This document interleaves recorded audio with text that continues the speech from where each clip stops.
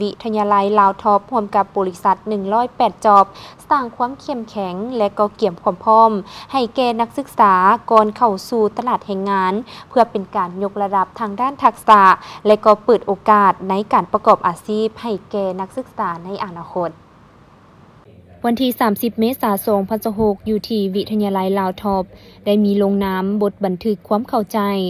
MOU ว่าด้วยการร่วมมือด้านการสร้างความเข้มแข็งและความเกี่ยมพร้อมให้แก่นักศึกษาก่อนเข้าสู่ตลาดแรงงานระหว่างวิทยาลัยลาวท็อปและบริษัท108 จอบการร่วมมือครั้งนี้ทั้งสองฝ่ายได้ตกลงเป็นเอกภาพในการจัดตั้งปฏิบัติกิจกรรมต่างๆเป็นต้นการแลกเปลี่ยนข้อมูลข่าวสารเชื่อมโยงข้อมูลเกี่ยวกับตำแหน่งงานในตลาดแรงงานข้อมูลบริษัทและองค์กรต่างๆที่เปิดรับนักศึกษาเข้าเฮ็ดเวียกอาสาสมัครฝึกงานและเวียกเสริมพาร์ทไทม์สำหรับนักศึกษาและนักศึกษาจบใหม่การพัฒนาทักษะจัดการฝึกอบรมทักษะพื้นฐานที่จำเป็นเช่นสอนสมัครเวียกสำหรับนักศึกษาจบใหม่การเตรียมตัวสัมภาษณ์เวียกและวางแผนอาชีพอนาคตโดยนำใช้แผนวาดODC